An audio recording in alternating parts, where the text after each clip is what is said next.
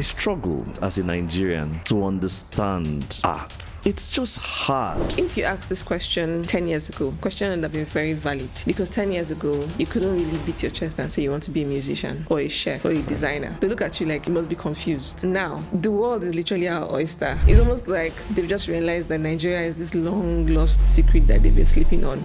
Jacqueline Suowari is a trailblazer and multidisciplinary artist celebrated by innovative, large-scale ballpoint pen drawings. What are some misconceptions that you see people have about turning art into a business? A lot of artists are not vast in the business of art, and that's because we weren't prepared to know the business of art. Someone like me, for instance, I could spend up to 3 months on one painting, and because of that time invested, I'm emotionally invested in my work. And when there's emotions, it's hard to put a price on something that is like a replica of your person. Known as the queen of the ballpoint pen, Jacqueline's statistic poet spans various mediums, with a career marked by global exhibitions in cities like Miami, London, New York, Lagos, and Paris. Jacqueline's work has garnered international acclaim. How prosperous can an artist become? We have artists out of Nigeria that are making waves internationally. Like, big deal, the notion that art is not appreciated in Nigeria, it's a false notion, because in the beginning I didn't have any Nigerian art collector, but now I probably have like 50% of my collectors Nigerian. So you mean in this day and age, African arts and African artists can travel globally and be celebrated globally? Yeah, that's because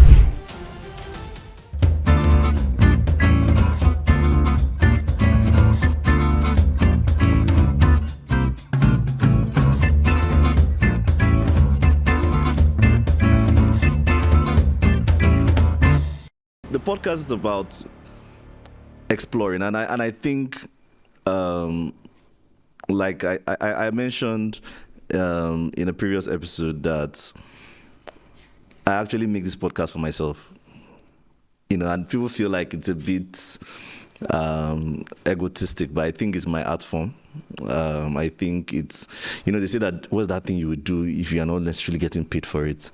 I think one of them is, for me, is learning, and I think the reason we put it out is because I learn so well by conversations, because I tend to pay attention to people and I see the work that they are doing. And I've seen the work that you have done through the years. Like, I remember when I came across your work, I'm sure you might never know this, but I came across your work on Instagram, but I came across you in church. So I was like, okay, this girl attends this church. Okay. So, and I think it was a testimony that you were giving about some of your projects, I was like, okay, impressive. So I've gone following the work, seeing what you're doing, seeing the journey, seeing the evolution, seeing the way the global space has come to appreciate the story that you tell and the message through your craft.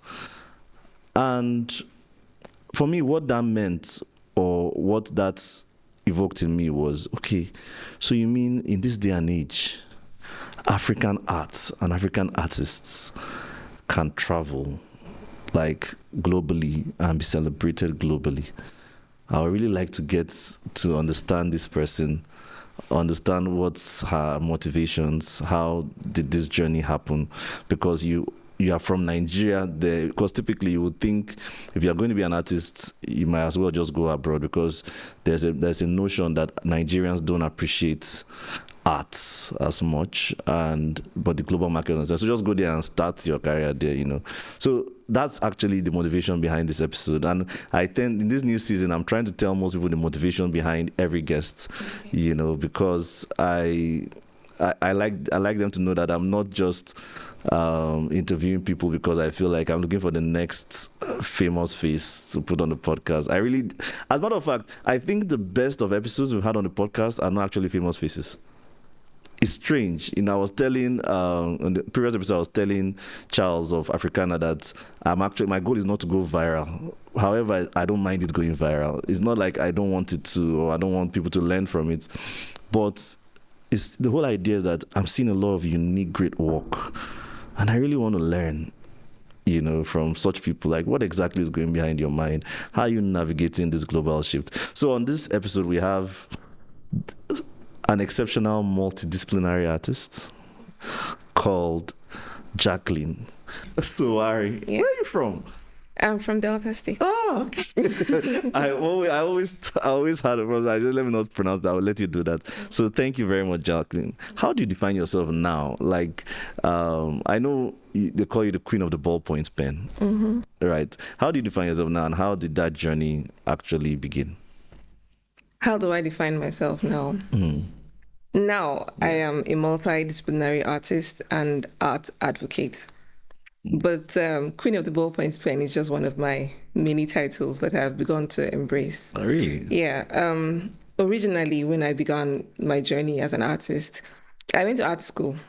Oh. Yes, I went to art school. I've been doing art since I was 5, basically. I've been drawing around the house. I did the whole struggle, fight with your parents to be an artist, all of that. Okay. Did you win? Yeah, obviously you did. I did the whole struggle, went to school, and then I didn't even know about CGPA and all of those kind of things. I just knew that I was going to be the best in whatever I was doing. Where did you school? University of Port Harcourt. And you studied art? Yes. What did you see that other people did not see? So I grew up in Zaria. Okay. Ahmadu Bello University, Zaria. Okay. And the university in itself, they have one of the best art departments in Nigeria. And they even had like a full art movement from there. And they had this sculpture garden that I used to go to when I was in secondary school. Like on my way home, I would just branch there and admire the sculptures and all of that stuff. Because of course, I already wanted to be an artist. But seeing those sculptures were like a proof of something that somebody has done, So it's actually something that you can do. But my mind didn't go further than, okay, after school, what's going to happen to you? I just knew that somebody has done this thing. People are doing it, so I can do it. Because every time they would gather us and ask, what do you want to be when you grow up? I would say artist, and they would look at me like, are you confused? That kind of thing. Or they'll give me advice, unsolicited advice. Say, this part, say bad part. You end up being art and print by the roadside. That's what they would tell me. And literally, I saw those sculptures in Sculpture Garden as a testament to the fact that it was possible. So I began to push, and push and push and push. And then my dad's best friend at the time, he's late now, Uncle George, he used to come to the house and he used to make all these beautiful cards from craft. He would just do some lovely stuff and I'll be like, like that used to just blow my mind what he would come up with. And so I just told myself that this thing is what I'm going to be. And it's not like I wasn't gifted in other parts. I was exceptionally intelligent. I still am intelligent. But there's the misconception that if you're intelligent, you're not supposed to be doing art. Like art is the place where vagabonds and dull students go to. Fair enough. And, that's what they say. That's yes. So it was in secondary school. It was like I was losing. It was like I was disappointing my history teacher, my literature teacher, my English teacher. It was like I was a disappointment because why are you getting A's in these courses and you want to go and be an artist, And for a while, they kind of confused me because I think we got into a poetry competition, international poetry competition, and I was chosen as one of the finalists when I was 14.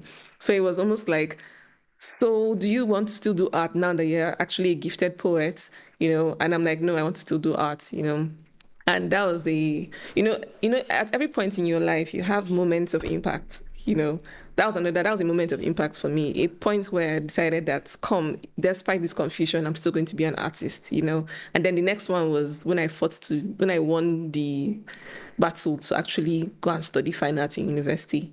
When I got to university, I was like, okay, I'm going to be the best. Because that was like my mantra. The way I was brought up, wherever you are, you have to just be the best. It wasn't competition. It was just a function of who you are.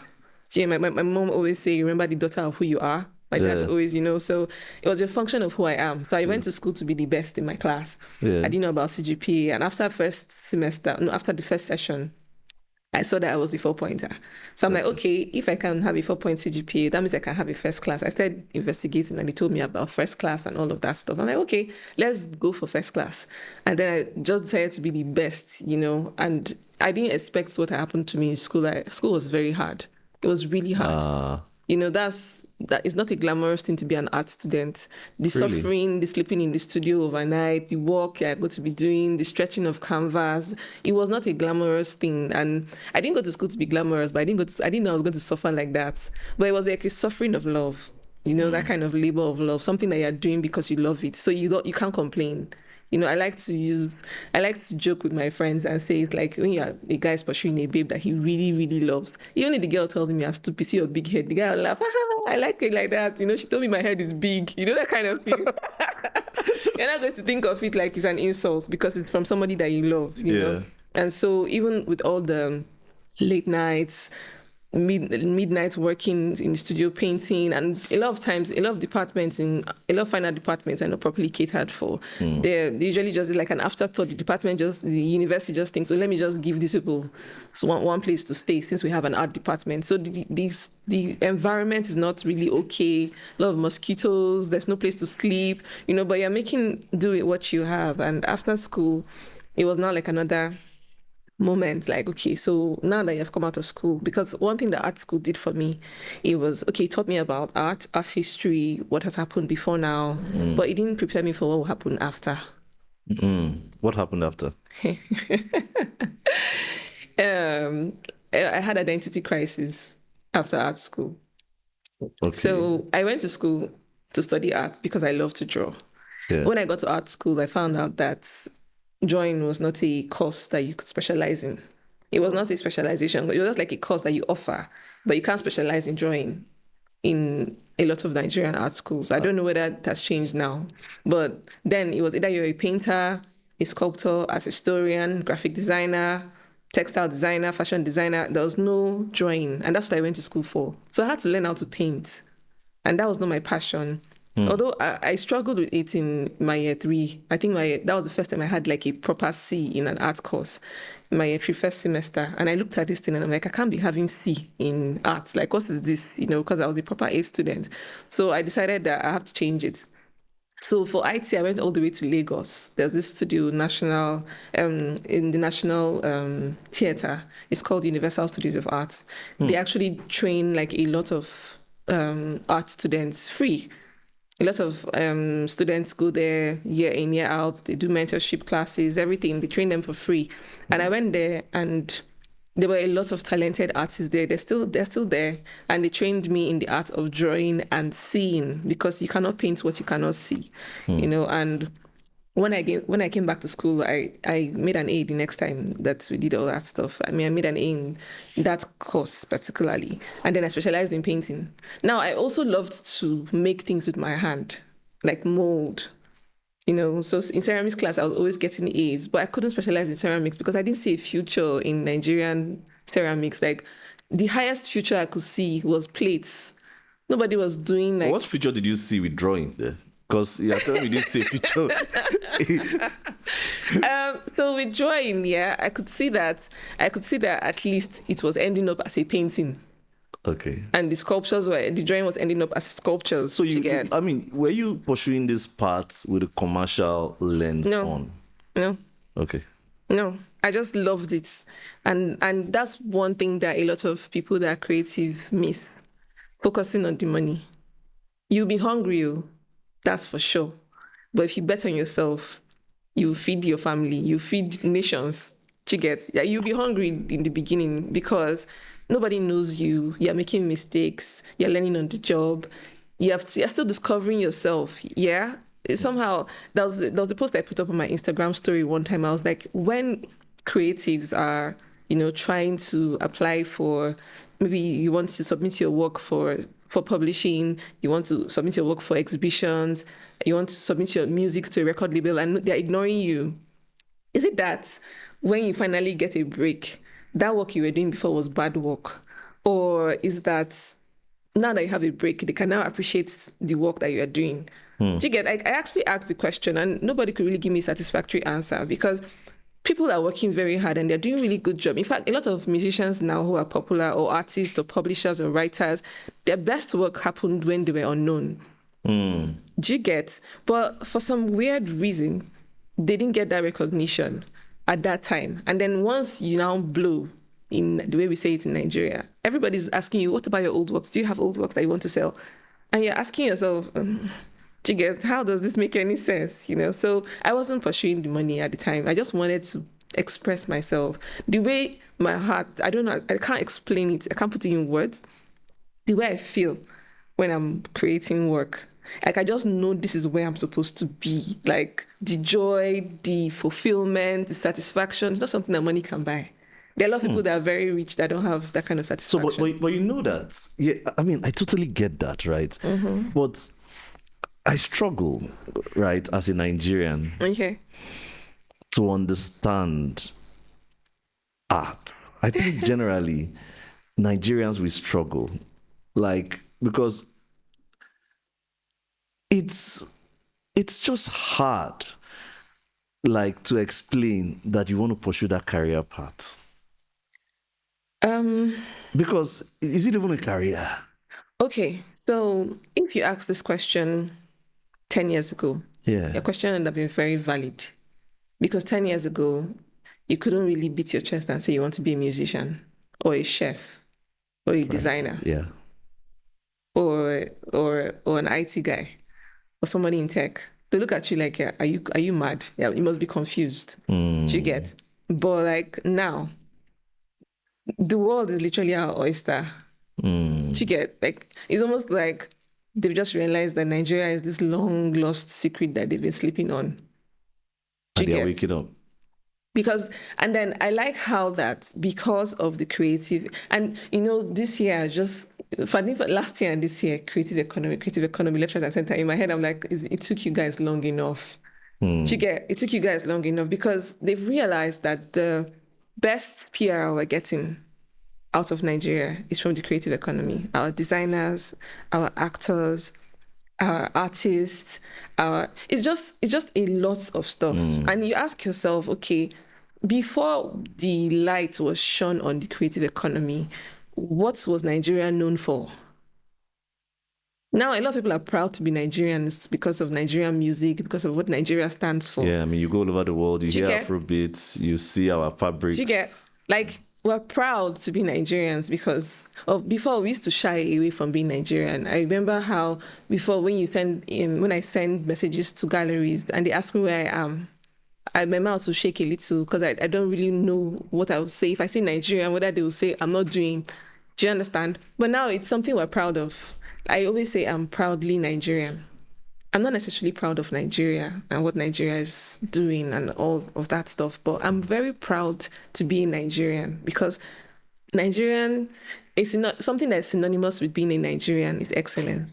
With us, within us, we can complain that, we don't have capable hands, to create what we want to create back at home. We don't have capable hands to reach the level of excellence in our minds. But if you push those people that are incapable, in quotes, outside, you say that they're excellent to those people. Do you understand? Just that we have very high standards for ourselves in Nigeria. So, but what was the turning point for you where you realized you could actually become like a sustainable business that is not just a passion? What was that turning point journey for you? So, like I said, when I finished school... You said they didn't prepare you for outside. No, they didn't prepare me. When I finished school, I had identity crisis. First of all, because in art school, you learn how to paint 5 ways for 5 different lecturers to pass 5 courses. Do you get? Like in Nigerian art school, you're doing still life drawing. This lecturer doesn't like colors, so you do a very calm, cool palette for him. Meanwhile, your own style is there. So by the time you're not honing your style, you're painting like different styles. So when you come out of school, it's like, okay, so who am I? What am I doing? And that's something that a lot of artists that didn't go to school to study art don't have. Like they already came with their style. So they're working, learning, and getting better. But so do you think they had an advantage that they didn't even go to school for it? So many times, I get asked this a lot by my mentees. They ask me, should I go and study art? And I'm like, yes. The reason why I say yes is because a lot of the people who now have their styles and are established, they don't know the nitty-gritty of art.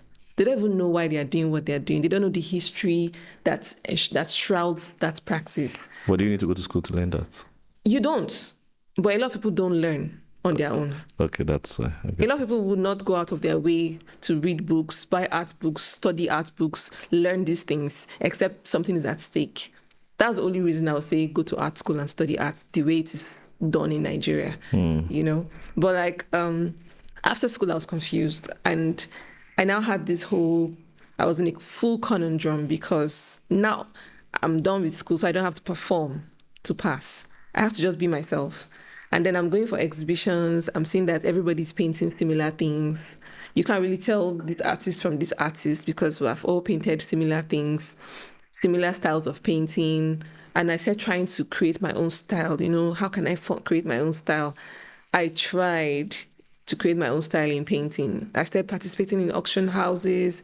I did a lot of stuff, but I wasn't getting satisfaction or fulfillment from what I was putting out there. Were you making money? Yes, I was. But you were still looking for the satisfaction? Yes, I was. I was. You know how you put work out? People are like, oh, that's amazing. And in your mind, you're like, okay, thank God. But, you're supposed to be doing more. So I was confused for like 4 years after school. I would exhibit drawings and I would exhibit paintings. People would buy the paintings, they would buy the drawings. And I didn't know what to do because I loved to draw. I didn't like to paint. And then one of my friends, her name is Ndidi, I was complaining to her. She's my colleague. I complained to her. I was like, see, Ndidi, I want to draw. And she was like, Jacqueline, I'll give you an advice. I don't know if you would take it, but I'll give you my advice because she was also a painter. She said, everybody can paint, but not everybody can draw. And you can draw. And you're not just drawing with a pencil, you're drawing with a pen.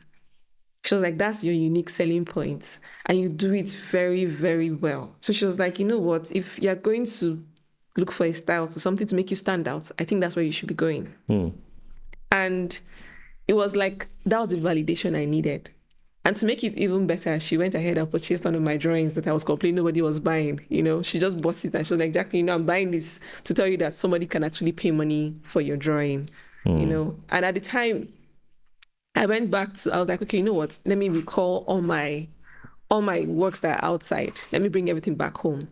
And let me just exhibit for a while. Let me just develop this drawing that I'm doing. And because I trained as a painter, of course, at some point I started introducing colors to my drawings. And, because I was bored of the black and white thing, I just wanted to push it as far as I could push it. But something was happening to me. I wanted to draw big works. I wanted to do like bigger than life-size works. And I couldn't find paper here. So I started doing some research. And then my friend Ndidi, at the time she was in London doing her master's, I was like, I have a problem. I want to draw big works and I can't get paper. And she told me where to get paper. And when I started doing the big works, my senior colleagues, because as an artist here coming up, you have to look up to people who are there before you, people who have, they've gone there. But sometimes people who have gone there before you, they don't see the vision that you have. It's not the vision you have, it's different from the vision that they have.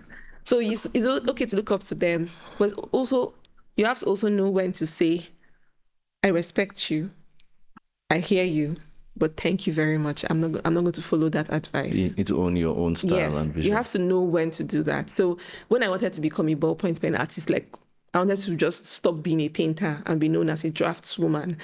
I talked to a lot of people and the senior colleagues. They're like, I don't think that's a good idea. First of all, nobody's buying works on paper. Secondly, it's big works. Nobody has that house, that size, those spaces in their house. Nobody has wall spaces in their house to keep those kind of works that you're talking about making. And I was like, well, that's what I want to do. So sometimes at the time being, your market might not be people around you. Your market might be people who just appreciate you. Do you get? They don't necessarily have to be around you to appreciate what you're doing. And so I was like, because I was looking at artists outside of Nigeria, looking at what they've done and what they've been able to achieve. Black artists, not even like white artists, because I feel like our realities are very different, which is very, very different. So I'm like, okay, what have these people done? People from Nigeria that are outside, what have they done and what is working for them? And I found 2 artists that were working predominantly on paper, that were doing excellently in the art market. And I'm like, you know what? If these people can do that, they are there. I know I'm in Nigeria, but me, I can also do that. And I can also decide that I can look outside for that market that would appreciate what I'm doing. And how did you go about achieving that?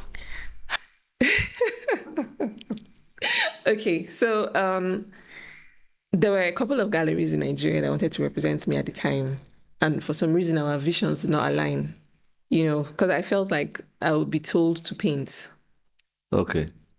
Because I was just starting that style. I was trying to hone the style of being a ballpoint pen artist. I felt like I would end up being a painter. And so I began to look for galleries outside. At the time, I had like a full management team, and so we would now we decided to direct our efforts to sending messages to galleries outside of Nigeria to say, hey, look at this artist and whatnot. We sent, God, I'm not exaggerating, over 500 emails. And of those 500 emails, maybe only 15 or 10 we got responses. And of those 10, maybe only 2 were positive. Yeah. A lot of them will say, oh, we're not receiving unsolicited emails from unknown artists. Oh my God. They'll say they're not receiving unsolicited emails, And now that I'm here, I understand, totally understand it, because a lot of times I was outside, I didn't know how it worked. The galleries would rather work with artists who have references. Maybe somebody that they know, one of their collectors knows an artist, or one of their artists knows another artist. They don't want to just pick a random artist out of thin air, because artists can be, how will I put it, they can be unpredictable in their character. So just because of that, they want to be safe. They want to also protect themselves and their own interest, So there was this one gallery that reached out, and it was like a movie. You know how you're working, you're trusting God for something, you're pushing yourself in that direction, and then you get a positive email and like, no, maybe it's a joke. It was like a dream. And then they reached out and said, we want to sign you for 2 years straight. And my management at the time. What does it mean for them to sign an artist? It's like how record labels sign, how they sign artists. So with galleries, they will sign you. You have like an exclusivity deal, and then whatever you create, they get 50%. Internationally, yes, 50%. Whatever you sell. Isn't that high? It's high, but typically the gallery is supposed to also be doing work for the artist. It's supposed to be doing promotion work. They're supposed to be placing your works in the right collections that will build your portfolio as an artist. But that's not always the case. But that's what they're supposed to do. So that now is okay when you think about what you're getting in return. It's okay for them to have. Yes, it's okay for them to have the 50%. So it was 50% on whatever I made. And for the first time, it was because I'd been working nonstop for like 4 years. I wasn't selling work, but I was building a body of work. So what were you doing to survive throughout this? I was teaching art lessons. I was teaching art lessons. I was volunteering. Sometimes they would just give me peanuts.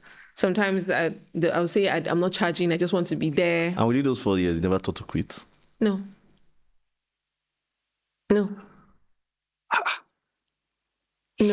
Why? If you love a baby and the baby is forming difficult, are you going to quit? Remember when we were much younger, yeah? A guy would literally chase you for up to 4 years. Remember? 4 years? No, but literally, like, they would chase you. Like, there was a proper art of being chased. Not like now. Social medias. Yeah, then there was a proper art of being chased. Babes are many. The guy would try, he would send letters, he would send, he would come, he would write poetry, he would play music, he would make a playlist. Like, there was a lot of all of that. And after a while, the baby now realized, maybe this guy, something there, But I just used that example to bring back that I wasn't tired, I wasn't frustrated. I just knew that one day, let me just keep working. And I always say that I don't believe in luck. I don't believe in luck. I don't believe in luck. I believe that what we call luck is preparation meeting opportunity. The Bible says seed time and harvest happens to all. I don't see, even when I'm reading it, I don't see it as seed time. I see it as seed time and harvest. Yeah. It happens to all of us. So the thing is, everybody will get an opportunity, but will you be prepared when the opportunity comes? That's the thing. Like, everybody will get that opportunity, but are you going to be prepared? When the opportunity comes, are you going to be prepared? Okay, so this gallery signed me, and they're like, we want to show you in 4 places simultaneously in Miami during Miami Art Week. Do you have enough works to show? And I'm like, what do you mean by enough works? They're like, they're probably going to need like five works in each location. Different works? Yes, 5 different works in each location. And I'm like, yes, I will. I'll be able to do it. And they're like, okay, we need them delivered by December 1st because the Art Miami is December 4th, blah, blah, blah, blah, blah. And I was looking at a lot of works were there, but they were incomplete works. Because I had been working on, I've been working for the last 4 years trying to build a body of work. They were not complete, but they were there. So I now my assistants, my manager, we spent all that time, just trying to finish the works. And by the grace of God, we met the deadline. And that was like my first big break as a ballpoint pen artist. Wow. That was in 2018. I finished school 2010. Ah. I like how your mouth just opened. That's 8 years Yes. of grinding. Yes. So remember that from 2010 to 2014, I was selling in the art market, but as a painter. Okay, so you had some money from the art market. No, I was selling work, but it was not that kind of money that will preserve you for the next 4 years now. Okay. Not that kind of money. It was just money that came, and you're grateful for the money because in that space, I was exhibiting works. I was going for exhibitions, over 20 exhibitions, and I probably sold in maybe only 2. Okay. You get? So you travel, you frame your work, you go for the show, you meet collectors, you clap, you shake hands, exchange cards, silence. And I kept on doing that, and which is why it's very important to have people that believe in your vision around you, because I'm sure that even if they said, Sha, I wouldn't have heard because I had coconut head, but still, the fact that people were being supportive for the most part helped me to just continue and carry on. So what are some misconceptions that you see people have about turning art into a business, and what are some lessons you've learned along the way? Have there been any failures? Of course, there have been failures. I mean, I don't think you fail in art now. Should be they say every art is style. No, there have been failures. So there have been failures in the studio while producing work, and there have been failures in learning how to brand yourself, in putting yourself out there, in making decisions. There's some decisions that when they come, it's almost like they never come again.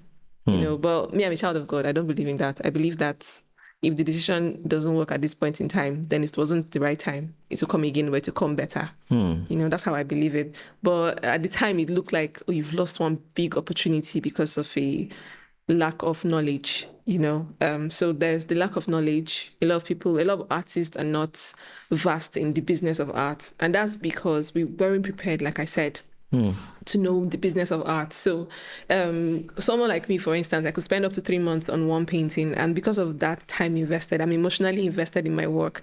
And when there's emotions, it's hard to put a price on something that is like a replica of your person. You get? So that is now where artists now need galleries and management and all of that, because you can't really make those decisions for yourself. And then knowing the right people to align with when it comes to the business of the art. Some people are just vultures. They're there to just take advantage of the artist. They know you're coming up. You don't know anything. You don't know how to read contracts. You don't know what should happen. And so they take advantage of your ignorance. So not knowing the right things to negotiate for in a contract, not knowing what to look out for in a contract, not knowing the red flags in a contract. A lot of artists just sign because there's a promise of being shown. They're going to show your work abroad. And like you said, there's the idea, there's the notion that art is not appreciated in Nigeria. It's a false notion. Because in the beginning, I didn't have any Nigerian art collector. But now I probably have like 50% of my collectors Nigerian. It wasn't. So it's just that there are people collecting art, but they like to be very anonymous and secret and all of that, and people don't know because, they say art is reserved for the 1%. Yes. And so you don't really know the businesses of what the 1% is doing. I intend to change that eventually. I intend that moving forward, everybody would have a piece of Jacqueline Suowari in their house, whether it is sculpture, whether it's merch, whatever it can be. But because I now have a community of people, not everybody, everybody that appreciates my work has a role that they play. The people who are impacted by the message of my work are a different part, a different level. There are people who appreciate the work and it inspires them, a different level. There are people who can actually buy that work, a different level. There are people who can write about the work and introduce that work to audiences that you don't even have reach for, a different level. So all of them are appreciated. I'm not one of those artists that look down on people coming to appreciate my work because I don't think they can buy it. You get? Because everybody has a role to play. It's a full ecosystem. And if you ignore one person, you might as well ignore everybody's role. So one of the other things I would say was a mistake I made in the beginning was not holding on to the values of what I wanted to do. As a beginning artist, as a beginner artist, you have people telling you, don't paint this, paint that. Don't do this, do that. But you see, your inner conviction doesn't lie. God gave you this gift and he gave you the manual. There's something Pastor said yesterday. He said, you don't find your calling, you discover your calling. It's my calling, yeah. So the calling has already been set, because the moment you have that gift and that vision, it's like, this is where you're supposed to go, this is the chart you're supposed to follow. Then at the time, if you now start listening to other people who don't even have a clue where you're supposed to go, you be misdirected and you will lose your vision. Yeah, I heard something recently that's never left me. It says vision is like, maybe it made sense to me because I wear glasses. So it said vision is like prescriptions, like the eyeglasses prescription. Yeah. If another person wears it, they will never see it. Very true. It will be a problem to them. Very true. Or the person that is prescribed for sees clearly through it. Very true. And so it's a problem to assume that you want to put that glasses on other people and you think they will see with it. It's not going to happen. Yeah, very true.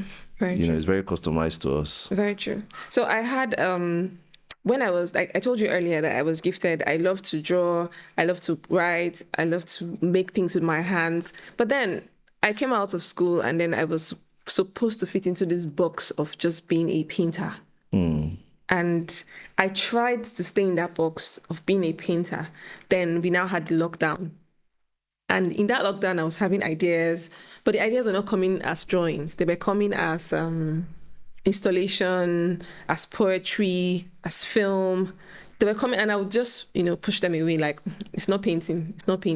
But ideas are unique to you because they are part of your assignment. They're unique to you because they're part of your assignment. And the moment you sleep on that assignment, somebody else is going to get that same idea and do it and execute it better than you would have. So like it goes around looking for what he hosts. It's like they're just in the atmosphere waiting for who's going to collect them. That's how God does it. He just releases these things. And then when I saw the thing, I had that fight with myself, like, I'm a ballpoint pen artist. How am I going to come out and be doing installation or performance art or poetry? What am I, this is not who I am. And something profound happened to me in that space. I realized that I don't have to stay static. Identity is always evolving. Dynamic. I mean, a butterfly was not always a butterfly. But for every time it was going through metamorphosis, it was beautiful. It was in purpose. So I don't have to be static. So I decided that, okay, at that point in time, I'm going to rebrand myself as a multidisciplinary artist. Because now I'm going to express myself in not just painting. So other disciplines like poetry, like performance, like film, like spoken word. These are other disciplines, but I'm an artist and I have to find a way to weave all of them into one message. So with that, I now decided to do this exhibition I titled Now I Wear Myself. Yeah. Which is probably where, that's where you saw my work. Is that probably where you saw my work? Okay, now I Wear Myself was recent. No, it wasn't. It was in 2021. But you did it again. No, well, that's recent. So you say 2022. Is it recent? Well, okay, fair enough. That's it was 3 years. It was in 2021. Yeah. And I think I saw you in 2021. Yes, that's true. Yes. Okay, it was 2021. So it was a very big exhibition in Abuja, and we did like a touring exhibition. We moved it to Lagos also. So, and it was necessary at the time because Nigeria was just coming out of the lockdown. The world basically was coming out of the lockdown. We're just recovering from NSAS protest and all of that. There were so many things that were happening, and it was almost like everybody was questioning themselves and their identity. Like, so who am I? Now that the lockdown is over, who am I? Because the world had changed for good. Yes. And so Now I Wear Myself was like my own response to who you're supposed to be, yourself. Not what anybody says you should be. Well, how about you take this opportunity to now decide to be yourself, And the exhibition was amazing. I went into planning that exhibition without funding. I didn't have any funding, and that's another thing that happens to artists. We underestimate the amount of funds it takes to pull something successful. What does it take in terms of numbers to pull something like this? Hey, my God. So I never ever sat down to think, oh, how much am I going to need to do this program, to do this really? exhibition? Yes, I never ever sat down to think, how much do I need to execute it?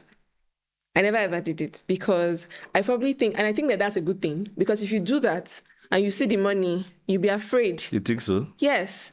If you see what you need to do, you'll be so afraid that you start asking yourself, how is this money going to materialize, And so I like to look at my journey as, the children of Israel at the River Jordan. Not when Moses parted the water at the River Jordan. Okay, the one that they had to enter. Yes, they literally had to enter that water before the water began to part.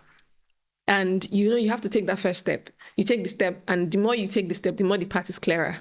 Yeah. It's on that path that the journey gets clearer, not when you're standing out of the water wondering how is water going to pass. So we started that. I built a full team, and that was like the first time in my life I realized I needed a team of people that were outside of me, like creatives that were outside of me, videographer, scriptwriter, executor, like just different kinds of people, art director, and we launched that project, and it was largely successful on all fronts, financially, with the audience that we received, on all fronts. But we did not think of the finances in the beginning. In fact, the finances did not come until like 2 months after the show had opened. Okay. And I sat back down when the money first came in, and I said, God, how did I do this? Like, how did it happen? Because people were working with me, volunteering their services, with the mind that Jacqueline is going to pay. When the money comes, Jacqueline will pay us. And there are a lot of people I just met for the first time on the project. But God just gave me that favor that, they just knew that, this thing is going to work. And that's another thing you need. People that believe that your vision will work. People that will come to work even when you've not paid salary. Because they know that, God will also make this money. And when he makes this money, all of us are going to be okay. That kind of mindset. So my team, God, we're working like an organism. Different cells, but one organism. And we executed the project. And shortly after that, I did a book launch. I realized that, to make money, you have to spend money. You can't just, it's not wishful thinking. Nothing just happens. There's no coincidence. To make money, you have to spend money. So I invested in a full branding company, like a company that would come and rebrand me. But I can see it. A company that will come and rebrand me, which is something that artists don't even bother to do because, we're working. How important is it? It's very important. Because at some point, people are no longer buying the art that you're selling. They're buying who you are. They're not buying the art. They're buying who you are, what you represent. How prosperous can an artist become? Have you Googled artists internationally? I've never thought of. I don't know anyone. Okay, so let me tell you. One of the things that always reinforces my conviction, because I told you I started this journey. I didn't start it with the. Most of the artists that I know are dead. Yeah, that's because you're not in the art scene and you're not interested to know. That wasn't a job, Sha. Like, those are the ones that, like I said, that's why I'm doing this podcast, right? I'm inquisitive. Because we have artists out of Nigeria that are making waves internationally, like big deal.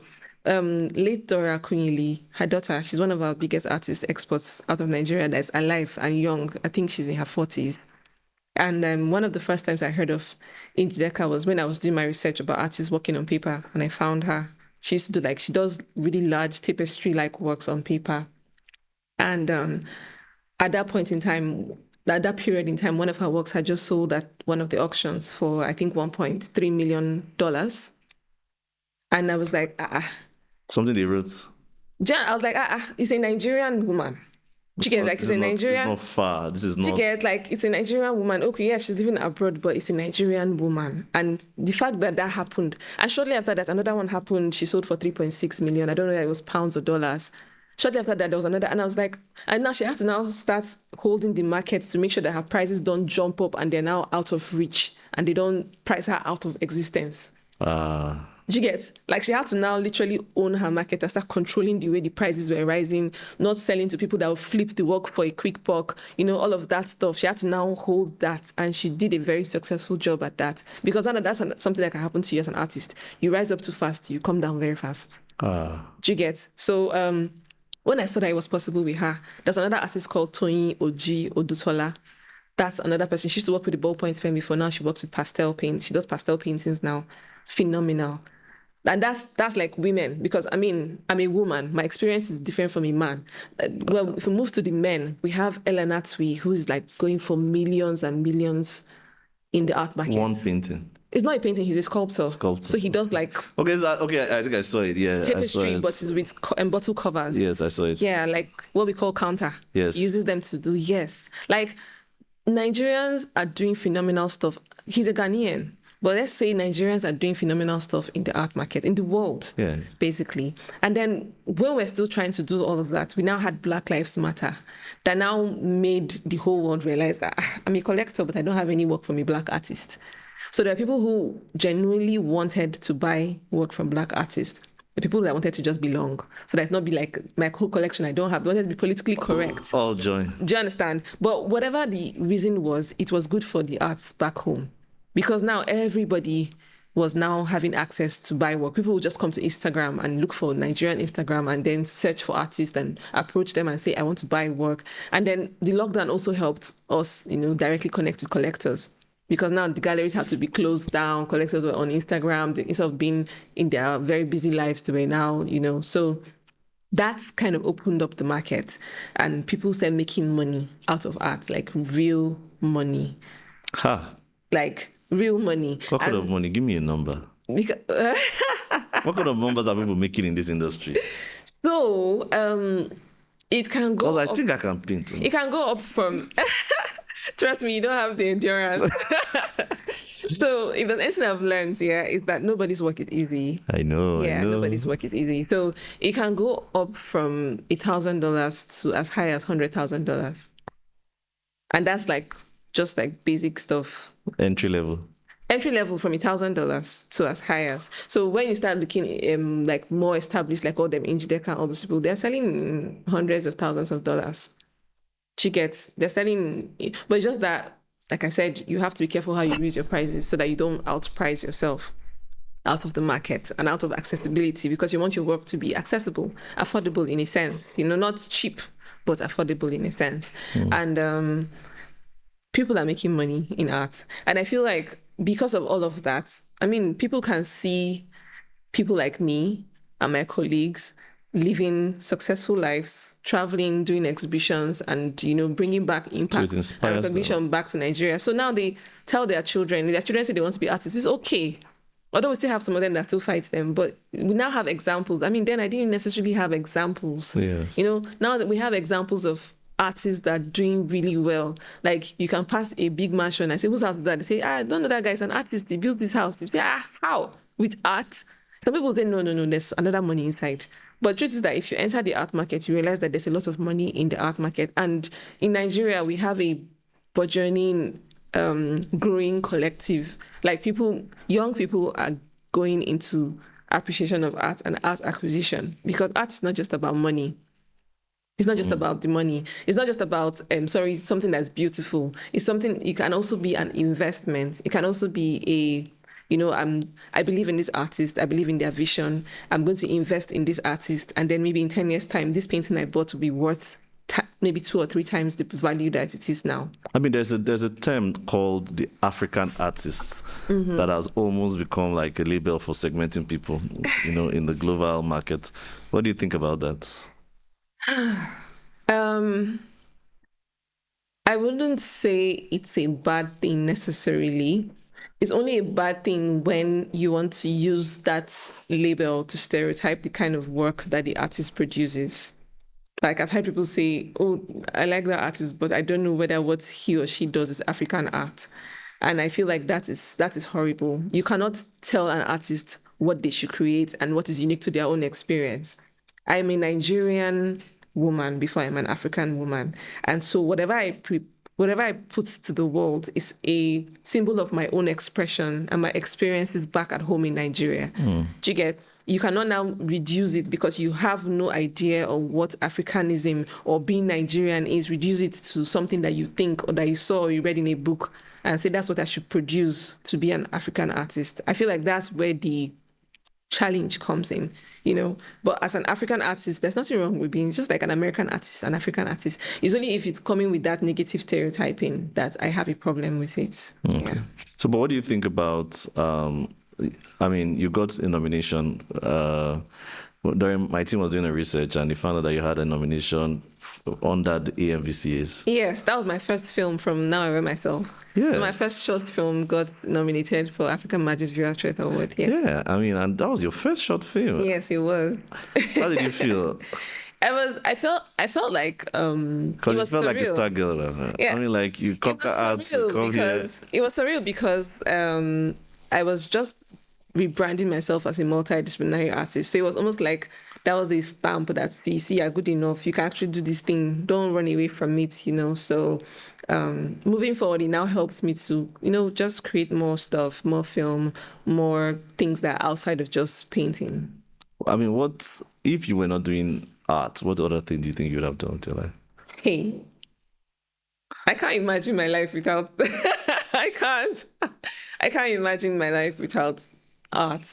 So what I've been able to do, like I said, is by being multidisciplinary, I now have been able to incorporate paint and poetry, performance, sculpture, installation, film into my work. So now I've found a way to make all of that work. If I didn't have a way to make all of that work, I probably would have said if I wasn't an artist, I would be a poet or I'll be writing stories. But now I put that into my work. And so with my body of work, I write stories, I do poetry, and then I now do short films. I can turn the stories I'm writing into films. So I'd rather not be anybody else. I'd rather just be this artist that I am. Yes. So do you think artists are born or are they trained? Artists are born, then trained.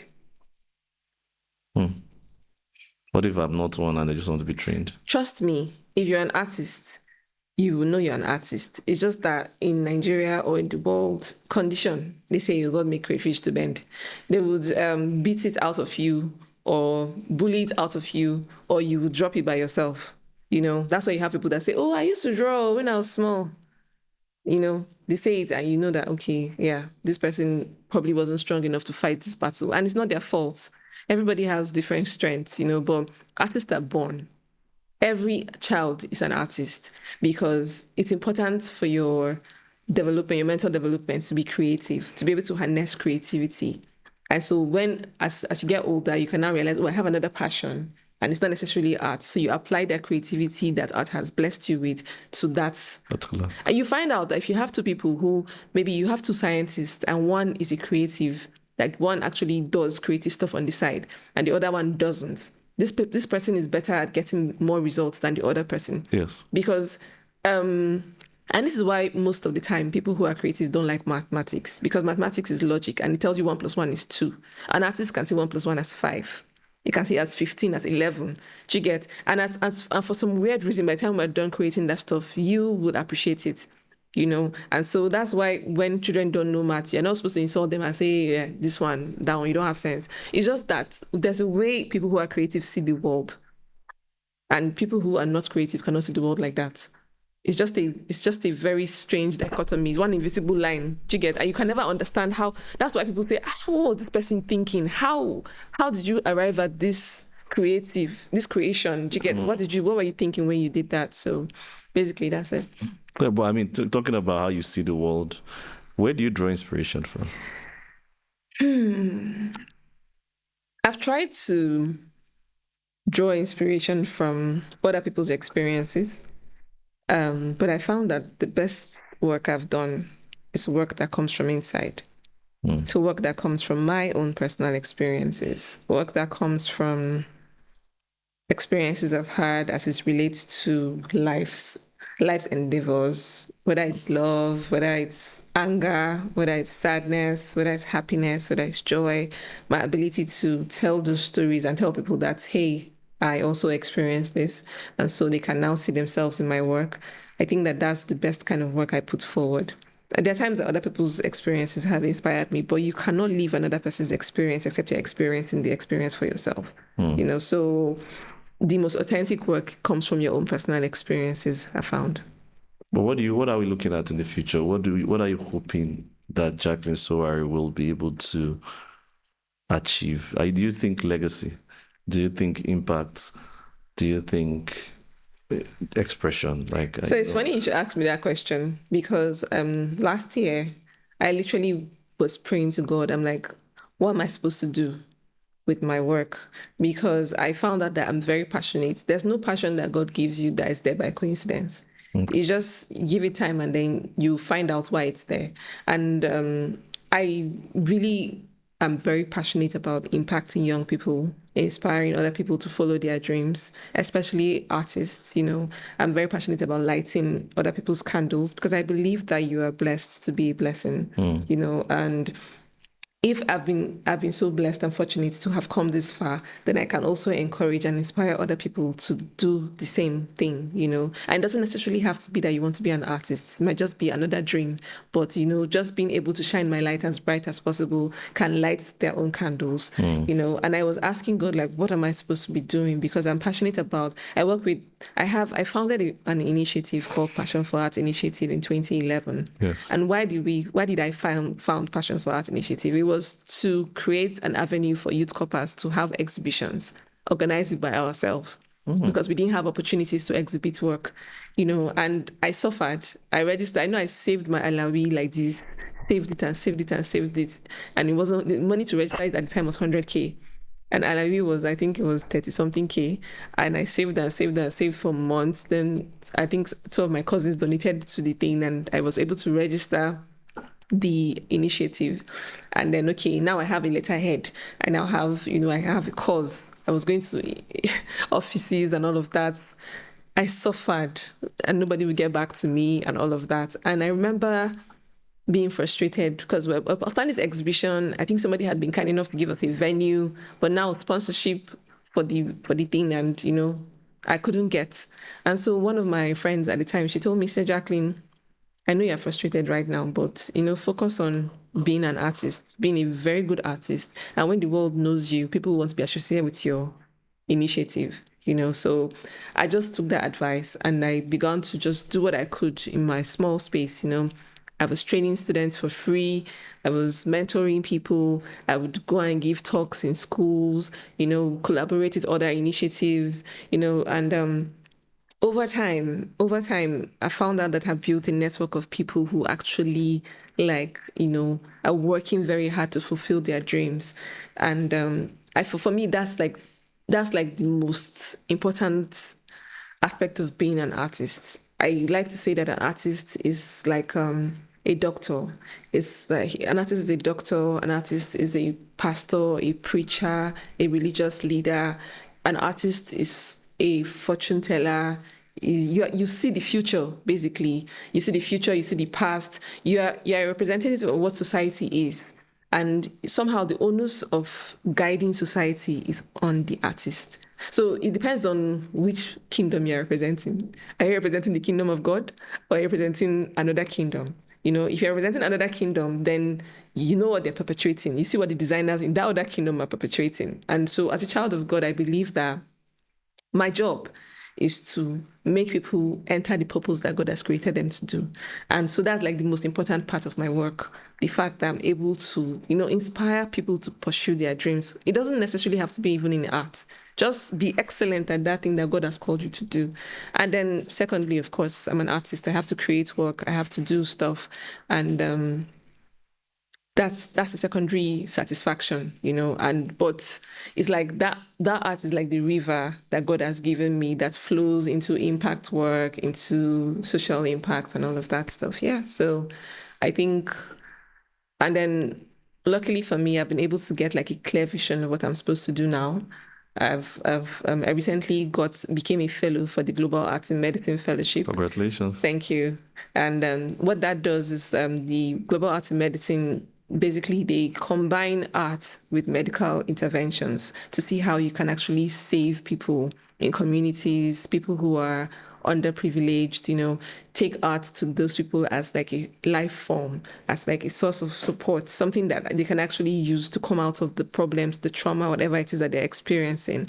And it's been very eye-opening, to see what it's almost like you don't even know the power of what you're carrying. This art thing, you don't know what it's capable of doing. It's capable of transforming lives, like literally. I like to say that art is something that influences you without your permission. So otherwise, you have your walls up there, but then how many times have you heard a song, you hated it at first, but you can sing it now? Yeah. You know, so it's like every art expression is a way to influence people, and it's how that influence is tailored in the right direction that can improve people's lives.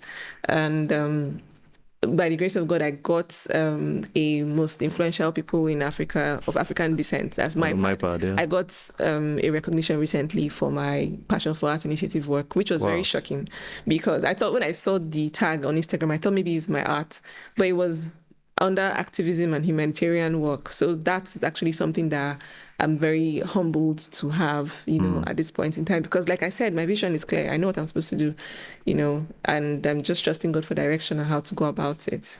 Wow. Thank you very much, Jacqueline. I mean, that was a great way to end this podcast. I really enjoyed speaking with you, and I look forward to seeing more of your artistic expressions. Thank you. Across different disciplines, because I think we are in that age where more artists are not asking for permission anymore. Yeah. You know, they are trying to express themselves across board, the way they feel.